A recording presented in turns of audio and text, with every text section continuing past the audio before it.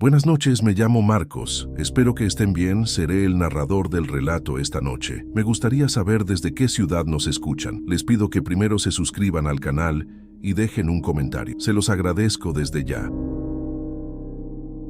En el gélido invierno de 1987, en una cañada olvidada de la Sierra Mix, un grupo de hombres fue enviado a cazar aquello que acechaba su ganado. Descubrieron algo que la naturaleza nunca tuvo la intención de crear, algo que se movía entre los árboles como un espectro. La orden del patrón fue clara y brutal. La verdad debía morir con ellos esa noche, enterrada bajo un pacto de silencio. El aire helado cortaba la piel y olía a pólvora y a un miedo tan denso que casi se podía masticar. El informe oficial habló de lobos, pero los pocos que volvieron saben que ningún lobo aúlla con la voz de un hombre ni deja huellas que parecen humanas.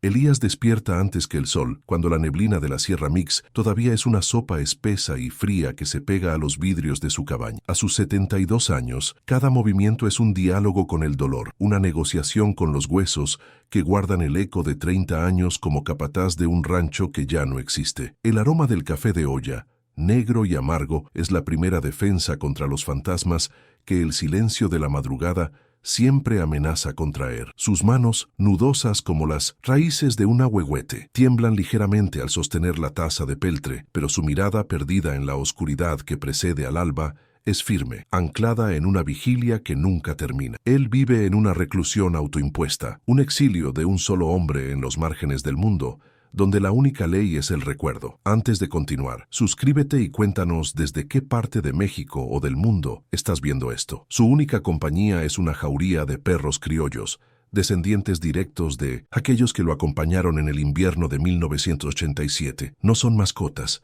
son centinelas, herederos de una valentía que aquella noche superó a la de cualquier hombre. Los cría con un rigor casi militar, un afecto severo que solo se permite en el gesto de revisar sus patas o en el tono grave con que les habla. Él sabe lo que corre por sus venas.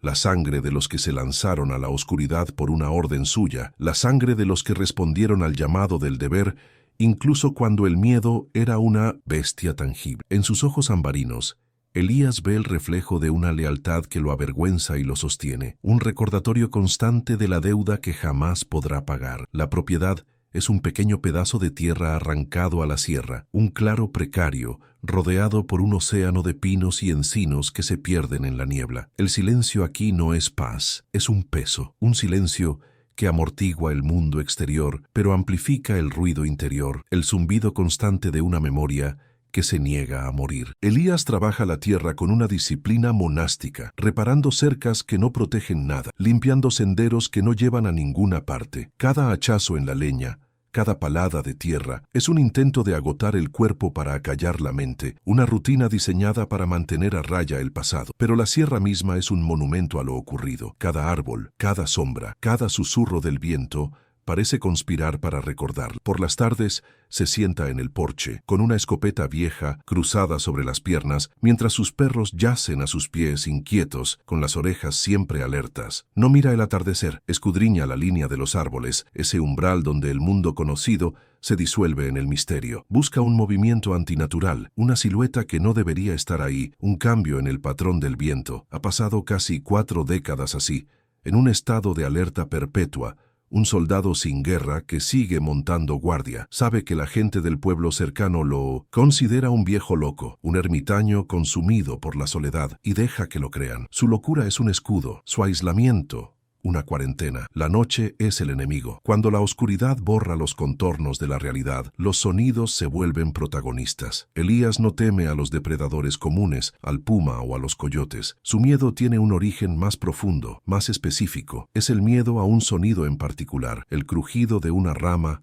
bajo un peso imposible, el silencio súbito de los grillos, o peor aún, el eco lejano de un aullido que no pertenece a ningún lobo conocido. Son los sonidos que precedieron al horror, la partitura de una sinfonía de muerte que solo él y unos pocos más escucharon. Por eso duerme poco, con un sueño ligero y frágil como una capa de hielo sobre un abismo. Dentro de su cabaña, el tiempo parece haberse detenido en 1987. Los muebles son toscos, funcionales, no hay adornos. solo herramientas y mapas viejos de la región, manchados y agrietados. En una caja de madera cerrada con candado, guarda los únicos vestigios de aquella noche. Un collar de perro de cuero, partido por la mitad y manchado de algo oscuro y seco, y una fotografía descolorida de un grupo de hombres jóvenes y sonrientes, él entre ellos, con una mirada que aún no conocía el verdadero rostro del miedo. No abre la caja nunca, no necesita hacerlo. El contenido está grabado a fuego en su memoria, cada detalle tan nítido como el día en que lo encerró. Su cuerpo es un mapa de cicatrices, pero las más profundas son invisibles. Son las que le dejó el silencio, el pacto que hicieron los sobrevivientes para enterrar la verdad. Decidieron que era mejor ser recordados como los valientes que abatieron a una manada de lobos feroces que como los cobardes que huyeron de algo que no podían comprender. Elías carga con el peso de esa mentira,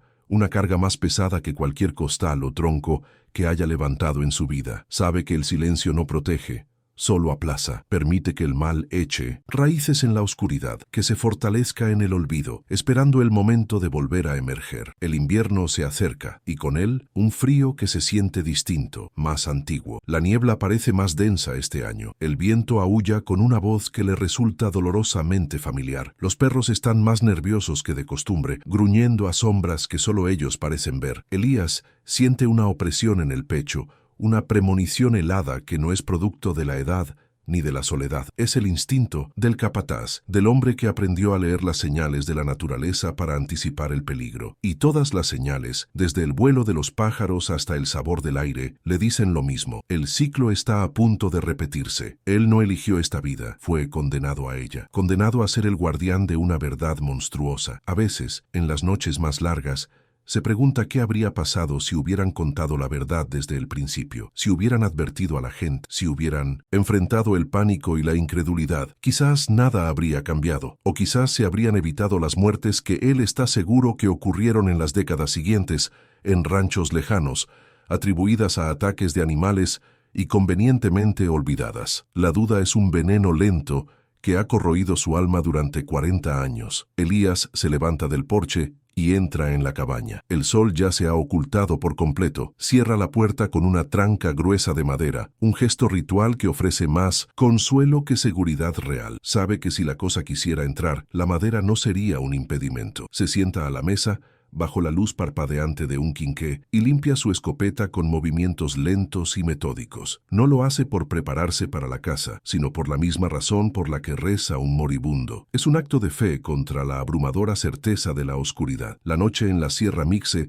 ha comenzado, y con ella, la guardia silenciosa del último testigo. El gatillo no fue un estruendo, sino un murmullo. Sucedió durante su viaje quincenal al pueblo por sal y medicinas. Sentado en un rincón de la miscelánea, esperando que el dueño terminara de atender a otros, escuchó las palabras clave: ataques de depredadores. Un joven forastero, con la ingenuidad de la ciudad grabada en el rostro y una grabadora en la mano, hacía preguntas a un vaquero. Elías se quedó inmóvil, un fantasma de 80 kilos, en medio de la vida cotidiana. El periodista hablaba de ganado perdido, de muertes extrañas en los ranchos del norte de la sierra. Elías sintió un frío que no era del clima, un hielo que le subía desde la planta de los pies y se alojaba en su pecho, un invierno personal que regresaba sin previo aviso, amenazando con congelarlo todo de nuevo. Desde las sombras de su rebozo, Elías observó al muchacho. Anotaba febrilmente en una libreta, con la fascinación de quien descubre un folclore pintoresco, pero los detalles que el vaquero describía no eran folclore. La res apareció en la copa de un árbol, ¿usted cree? Como si un pájaro gigante la hubiera subido, decía el hombre, y Elías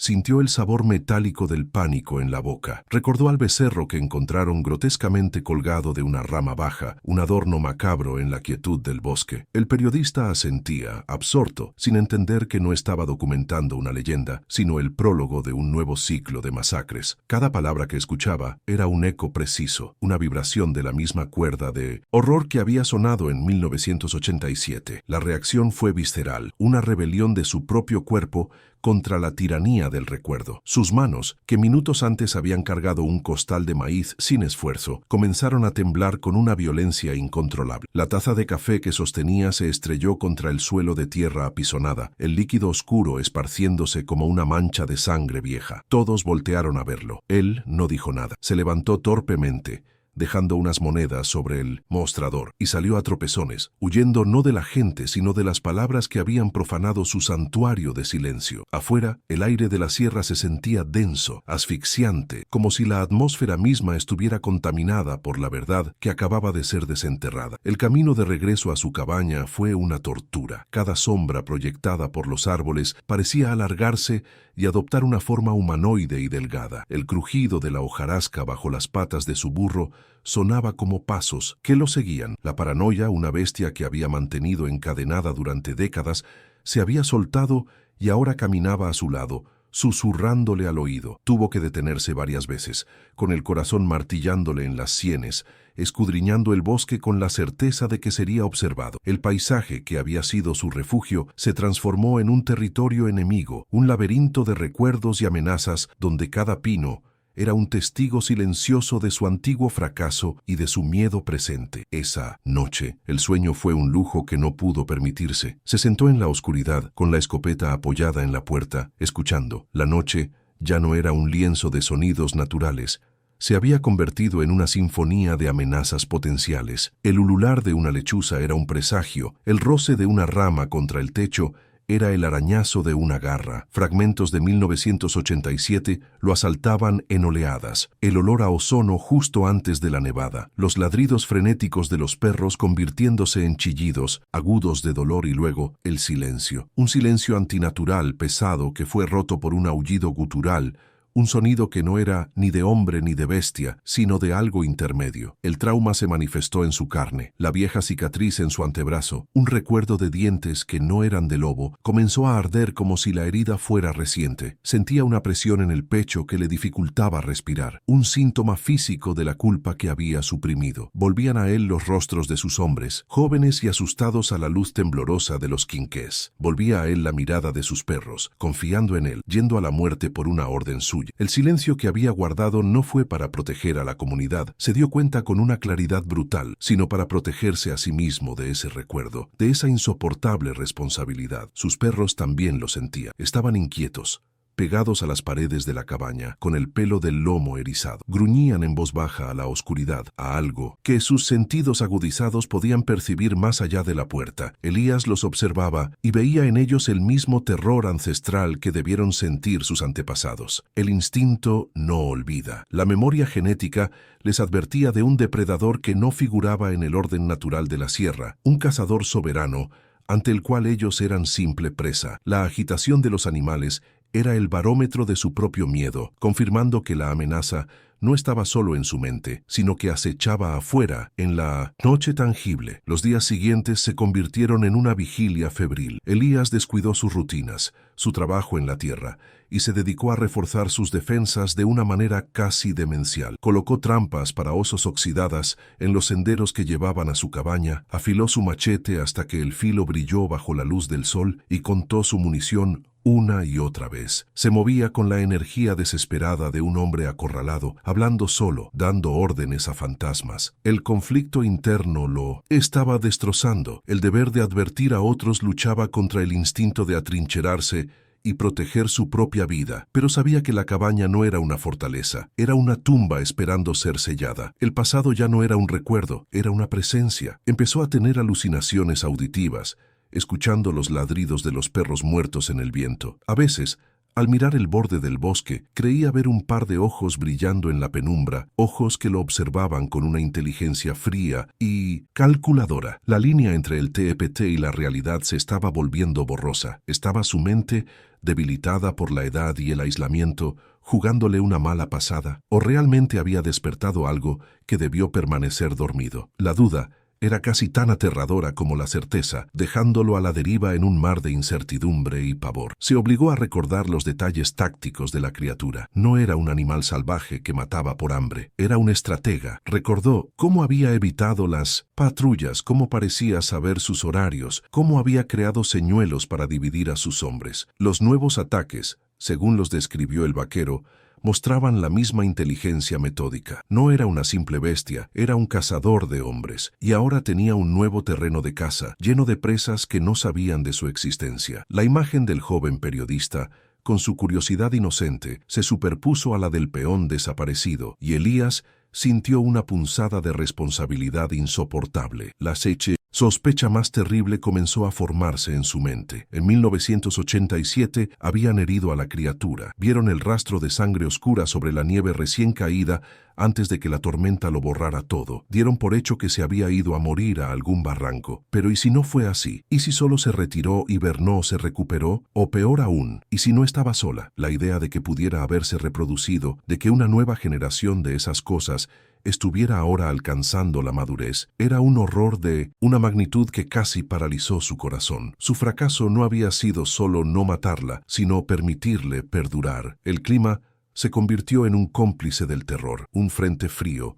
inusualmente severo para la época, barrió la sierra, trayendo consigo la misma niebla densa y el mismo frío cortante de aquel invierno. La atmósfera se volvió opresiva, cargada de una electricidad estática que erizaba la piel. Para Elías, no era una coincidencia, era un patrón, un ritual de la naturaleza que anunciaba el regreso de su anomalía más oscura. El escenario estaba listo, los actores estaban tomando sus posiciones y él, el único sobreviviente que conocía el guión, estaba atrapado en el centro del escenario una vez más. Entonces, en medio del torbellino de miedo y culpa, una decisión cristalizó. El silencio había sido su pecado, un pecado de omisión que había permitido que el mal floreciera en la ignorancia de otros. Ya no le importaba si le creían un loco, ya no le importaba su propia seguridad. Lo único que importaba era romper el pacto de silencio y entregar la verdad como un arma, la única que poseía. Tenía que encontrar a ese periodista, tenía que contarle todo, desde el principio, tenía que convertir su confesión en una advertencia,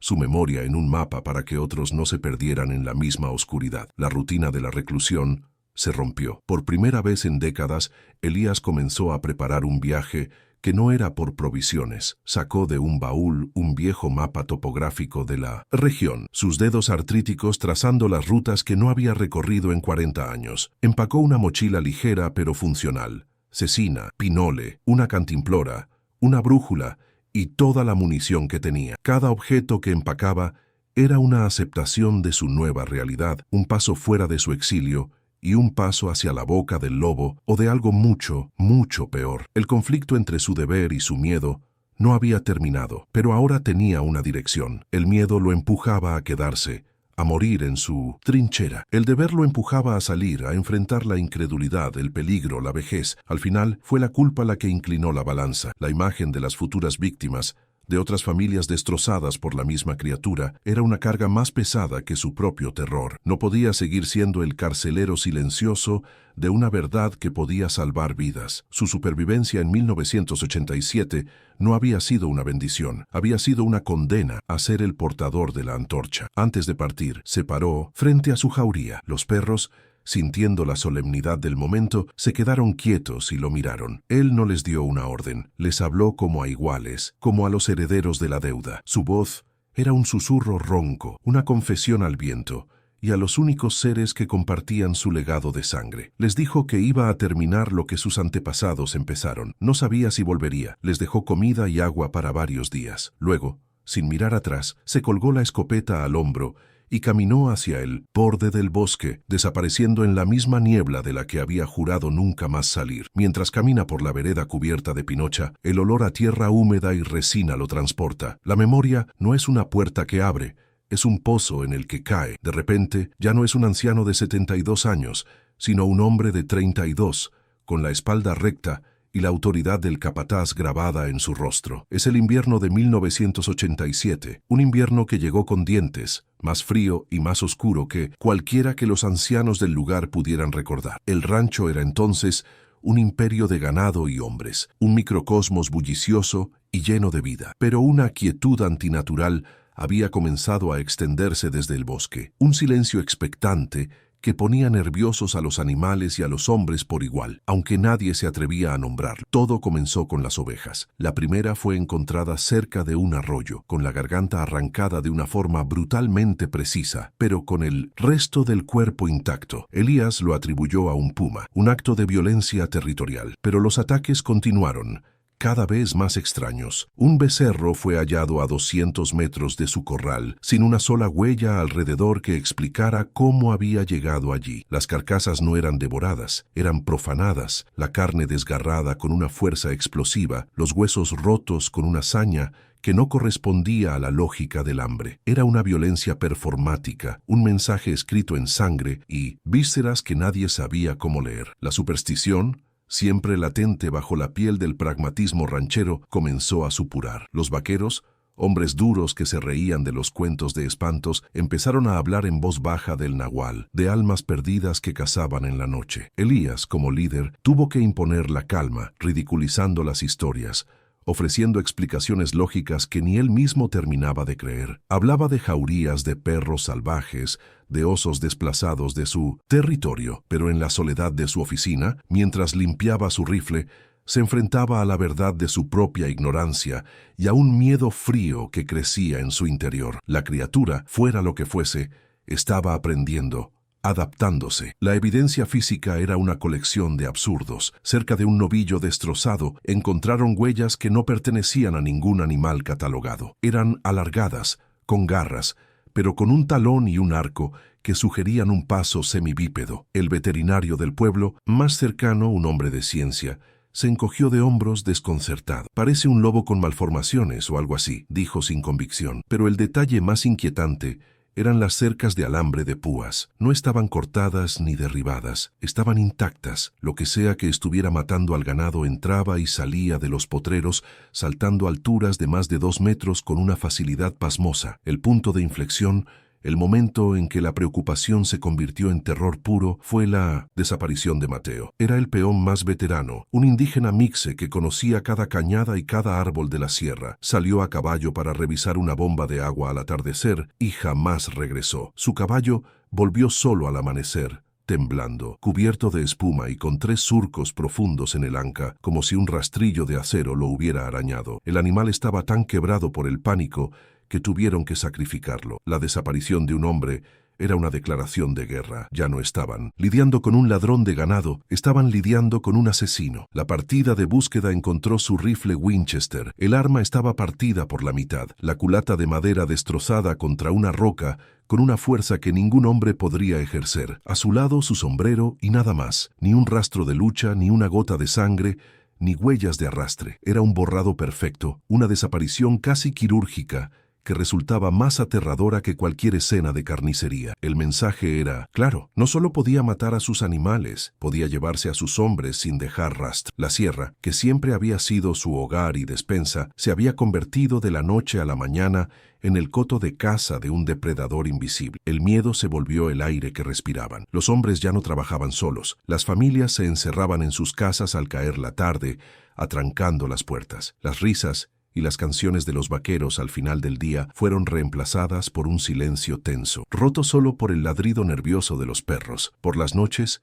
escuchaban ruidos en el perímetro del rancho, un golpe sordo contra la pared de un granero, el sonido de algo pesado moviéndose entre los matorrales, justo al borde de la luz. Estaban bajo asedio, y el enemigo era una sombra inteligente que parecía disfrutar de su terror, jugando con ellos como un gato con un ratón. La llamada a don Ricardo, el dueño de la hacienda, fue una lección de impotencia. Desde la comodidad de su despacho, en Oaxaca, el patrón escuchó el relato de Elías con impaciencia. Su única preocupación eran las pérdidas económicas y el escándalo. «Ni se te ocurra llamar a la policía», le advirtió. «No quiero periodistas aquí. Esto ahuyentaría a los compradores y a los trabajadores. Es un animal, Elías.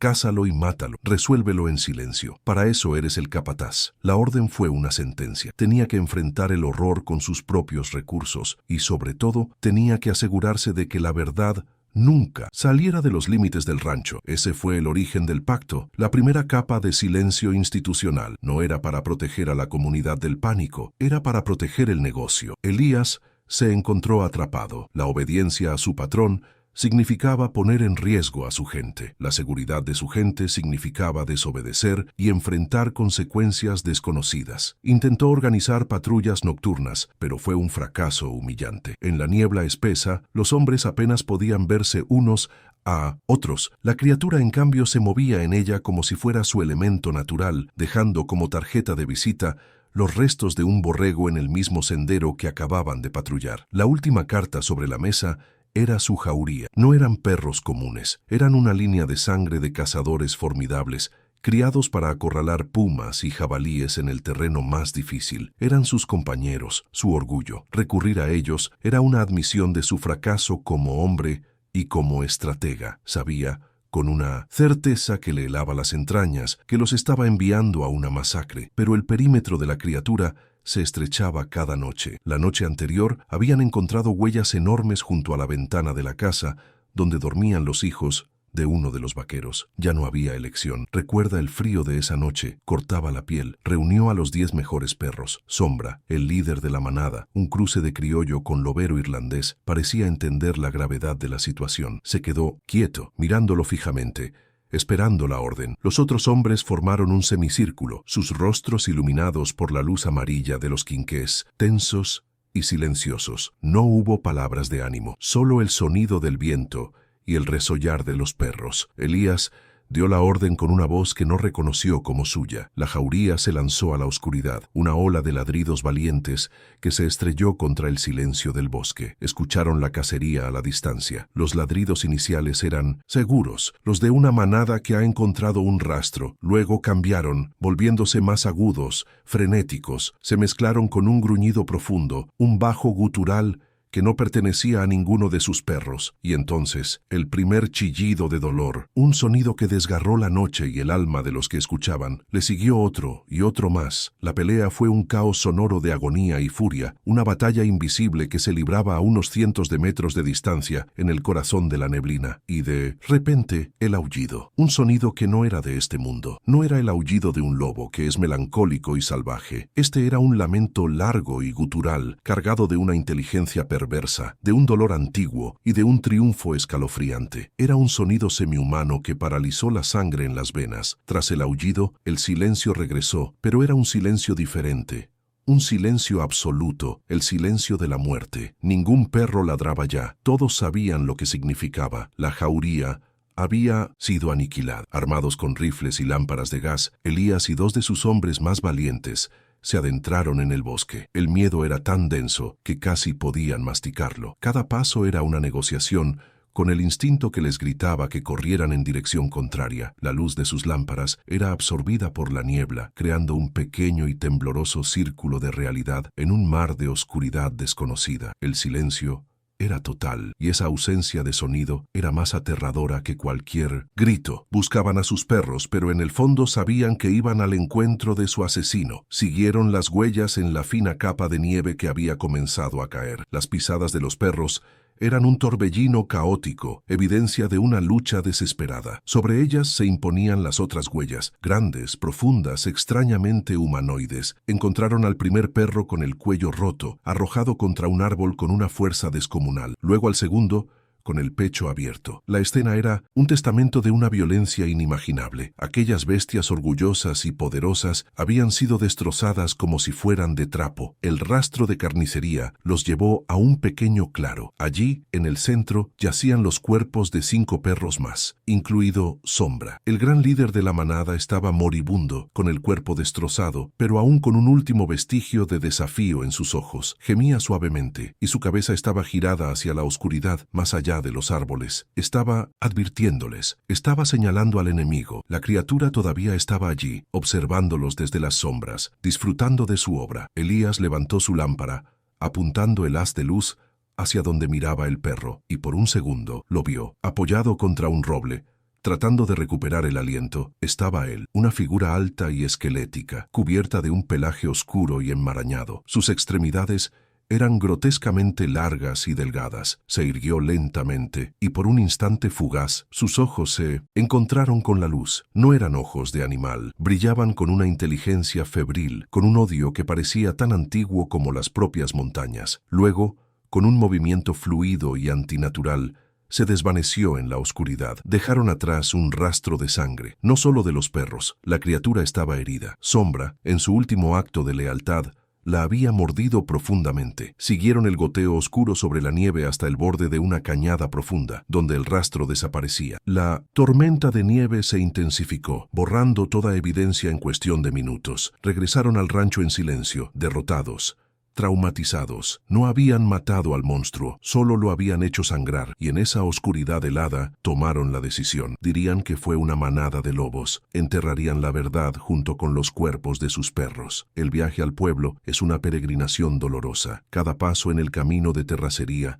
es un recordatorio para Elías de la traición de su propio cuerpo. La voluntad que lo impulsa es de hierro, pero la carne que la contiene es frágil, un recipiente de 72 años agrietado por el tiempo y el trauma. Encuentra al periodista, un joven llamado Javier, en una pequeña fonda, escuchando con atención a un ranchero que le cuenta historias exageradas de coyotes. La escena está tan llena de una normalidad mundana que el horror que Elías carga se siente obsceno, fuera de lugar. Se acerca a la mesa, una sombra del pasado cerniéndose sobre el presente. Su vieja escopeta al hombro como un crucifijo. Lo que usted busca no es un coyote y no es una leyenda, dice Elías, su voz un susurro de grava que corta la conversación. Javier levanta la vista, primero con fastidio y luego con una creciente intriga. Ve a un anciano con la historia de la sierra tallada en cada arruga de su rostro y unos ojos que arden con una intensidad febril. Hay una autoridad en su postura, una pesadez en su presencia que exige ser escuchada. Javier apaga su grabadora intuyendo que la verdadera historia acaba de entrar por la puerta. Le ofrece una silla y Elías comienza a desenterrar los fantasmas de 1987,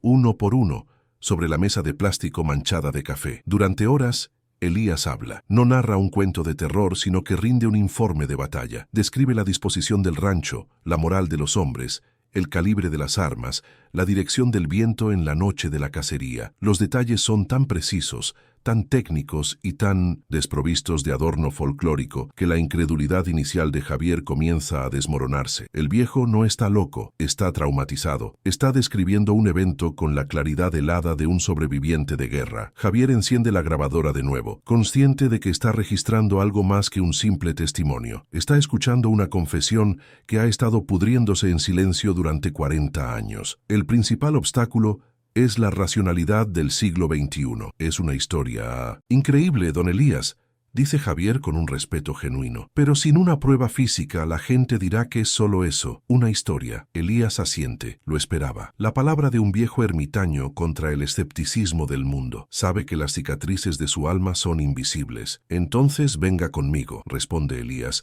su voz resonando con una finalidad sombría. Le mostraré los huesos. Lo llevaré al lugar donde mis perros murieron y donde yo mismo debí haber muerto. Lo llevaré al altar del Esintu. Monstruo. La oferta queda suspendida en el aire. Una invitación a cruzar el umbral hacia la locura. El viaje a los restos del rancho es una prueba de resistencia. Elías, guiado por mapas mentales descoloridos por el tiempo, lidera el camino. El bosque ha reclamado los viejos senderos, obligándolos a abrirse paso a través de una vegetación densa y hostil. El cuerpo de Elías protesta con cada subida. Sus pulmones arden en el aire delgado de la montaña. Javier, a pesar de su juventud, lucha por mantener el ritmo, ganando un nuevo respeto por la tenacidad del anciano. El viaje se convierte en un vínculo, una transferencia de conocimiento y urgencia. Elías no solo lo guía a través del bosque, sino a través de su propio pasado. Llegan a las ruinas al segundo día. Es un cementerio de vigas podridas y cimientos de piedra cubiertos de musgo. El silencio es la única cosa que sigue en pie. Un silencio pesado, antinatural. No hay canto de pájaros. No hay zumbido de insectos. Es el silencio del miedo. Elías camina por el lugar como un fantasma, señalando los espectros de los edificios. Aquí estaba la casa principal. Allá, los corrales. La casa de Mateo estaba en aquella loma. Para Javier, son solo ruinas. Para Elías, es un campo de batalla donde cada piedra y cada árbol son lápidas que marcan una pérdida. La atmósfera del lugar es opresiva. Javier, un hombre de ciudad, siente un miedo primordial que no puede explicar. Es la sensación de ser observado, la certeza de haber entrado en un territorio que no les pertenece. Elías, por su parte, se mueve con la hipervigilancia de un soldado. Su mano nunca se aleja de la escopeta. Su mirada no se posa en el paisaje. Lo barre, buscando el más mínimo movimiento anómalo. El miedo que ha sido su compañero durante 40 años ahora es agudo, presente, tangible. Ha regresado al nido de la serpiente y la serpiente lo sabe. Encuentran el claro. Elías lo reconoce por un roble anciano, cuyas ramas retorcidas son como los brazos de un testigo mudo. Es aquí donde su jauría fue masacrada. Es aquí donde vio los ojos de la criatura. El aire se siente más frío en este lugar. Mientras Elías monta guardia, Javier comienza a buscar, cavando en la tierra con una pequeña pala de campamento. Durante una hora solo encuentra raíces y piedras. La decepción comienza a sentarse. Quizás el tiempo realmente lo ha borrado todo. Quizás la memoria del viejo es lo único que queda. Entonces, la pala golpea algo con un sonido sordo y seco. Javier desentierra un hueso amarillento por el tiempo. Es una vértebra,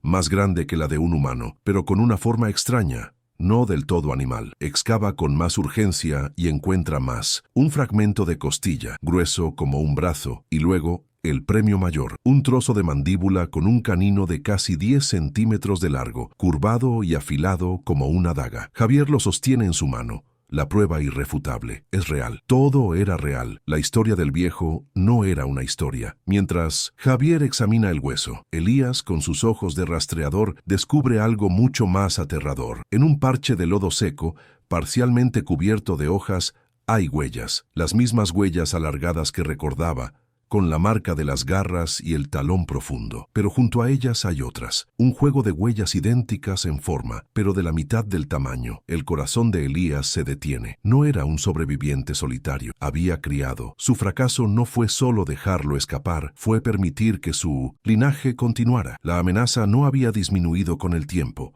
Se había multiplicado. Un gruñido profundo y resonante surge de una cueva en la pared de la cañada cercana. No es el gruñido de un oso o un puma. Es un sonido gutural, posesivo. El mismo sonido que Elías recordaba de la criatura original. Es una advertencia. Han profanado un lugar sagrado. Han desenterrado a sus muertos.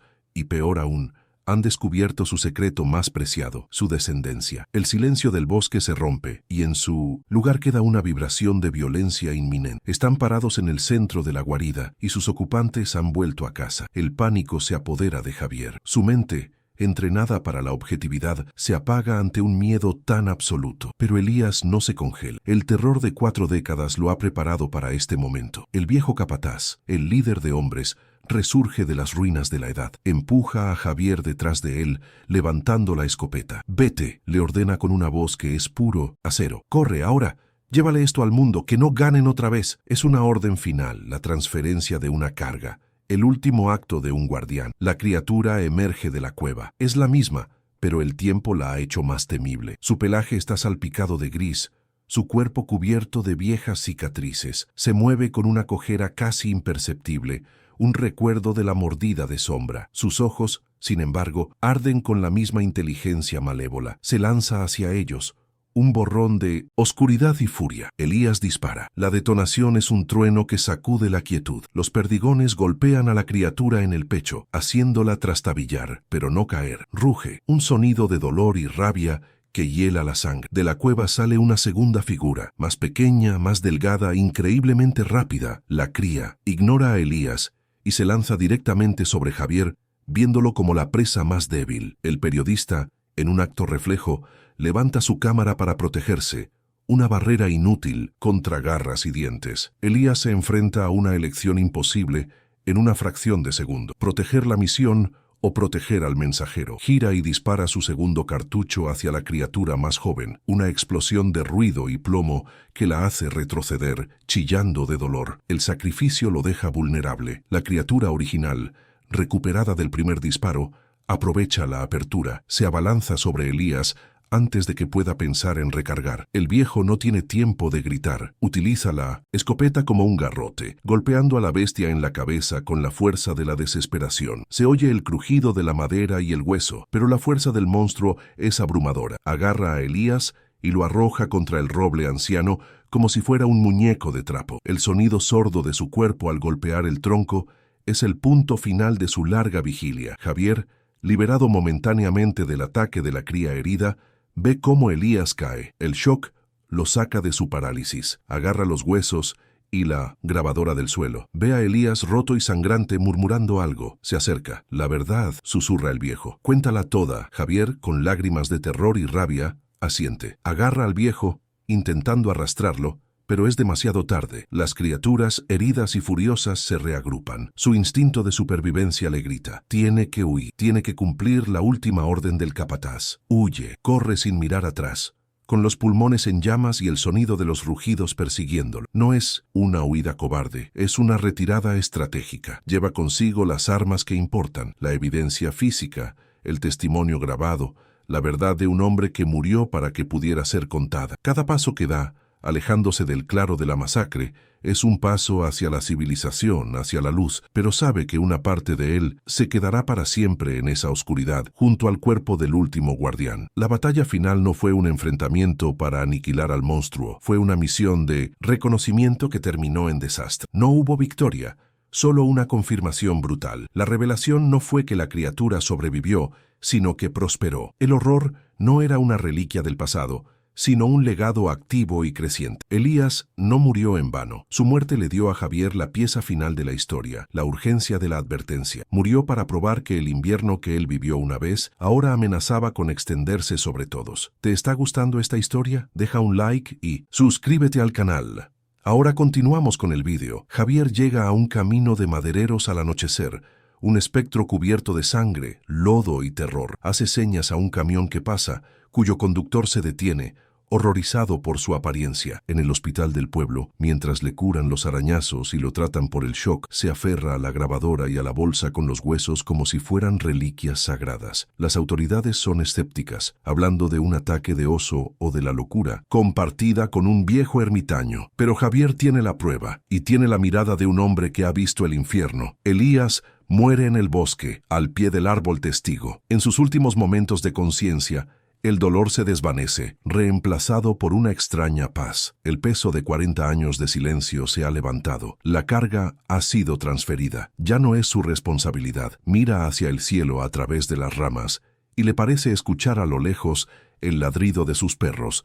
No los ladridos de agonía, sino los ladridos de bienvenida. Cierra los ojos y el capataz de la Sierra Mixe finalmente puede descansar, su guardia terminada para siempre. Javier se sienta en la cama de un hospital impersonal, bajo la luz fluorescente que borra todas las sombras. El blanco estéril de la habitación es un insulto a la memoria del verde y el marrón primigenio del bosque, donde un hombre acaba de morir. Sus heridas físicas son superficiales, simples arañazos que sanarán. La verdadera herida está en su mente, una fractura en su percepción de la realidad. Cierra los ojos y ve el claro, la velocidad antinatural de las criaturas, la mirada final de Elías. El horror ha dejado de ser una historia que buscaba, se ha convertido en un parásito que vive dentro de él, un recuerdo que respirará y sangrará por el resto de su vida. La policía municipal toma su declaración con una mezcla de lástima y escepticismo. Javier les cuenta la verdad, cada detalle, con la voz monótona de un hombre en shock. Los oficiales asienten, anotan,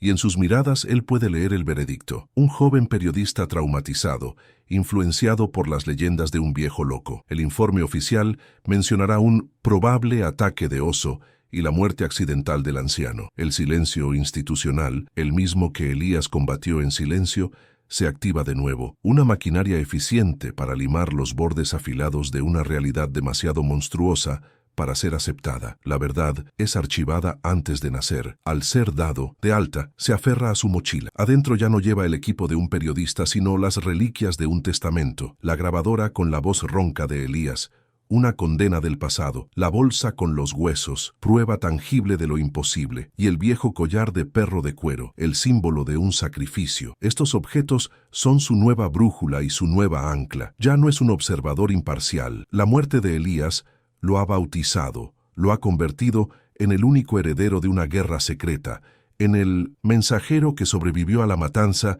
para entregar el parte de batalla. Su regreso a la redacción del periódico en Oaxaca es una experiencia disociativa. El ruido de la ciudad, la prisa de la gente, la banalidad de las noticias del día, todo le parece una farsa grotesca. ¿Cómo es posible que el mundo siga girando, ignorante de los dientes que acechan en las sombras de la sierra? En la oficina de su editor, vacía el contenido de su mochila, los huesos sobre el escritorio de caoba, la voz de Elías saliendo de la pequeña bocina, llenando el espacio con una verdad de 40 años. Su editor escucha, fascinado, pero como quien escucha una buena ficción, no una advertencia. Es una historia fantástica, Javier. Tienes oro, le dice el editor, con ojos que ven tiraje, no peligro. El lobo de la Mixe, la leyenda que cobró vida. Escríbela así. Con misterio, la gente devorará el folclore. Javier entiende en ese momento que la criatura no es el único monstruo. Existe otro, más sutil y quizás más peligroso. La capacidad del mundo moderno para trivializar el horror, para convertirlo en un producto de consumo. Su lucha no será con garras y dientes, sino contra la apatía y la insaciable sed de entretenimiento que reduce las advertencias a simples anécdotas. Se niega a escribir la nota de color. La batalla se traslada a Internet, a los márgenes de la credibilidad. Publica la historia completa en un blog, junto con las fotos de los huesos y los audios de Elías. La reacción es la esperada. Una ola de burlas, acusaciones de fraude, análisis de escépticos. Pero entre el ruido llegan susurros, mensajes privados de otras partes del país. Un campesino en Veracruz que describe la misma criatura. Un ex policía rural de Durango que encubrió un caso similar en los años 90. Javier se da cuenta de que Elías no fue el único guardián. Hay otros, aislados por el miedo y el silencio. Su vida se transforma, abandona el periodismo convencional y se convierte en un cronista de lo imposible. Su misión ya no es contar la historia de Elías, sino usarla como una clave para descifrar un patrón más grande. Invierte su dinero en mapas,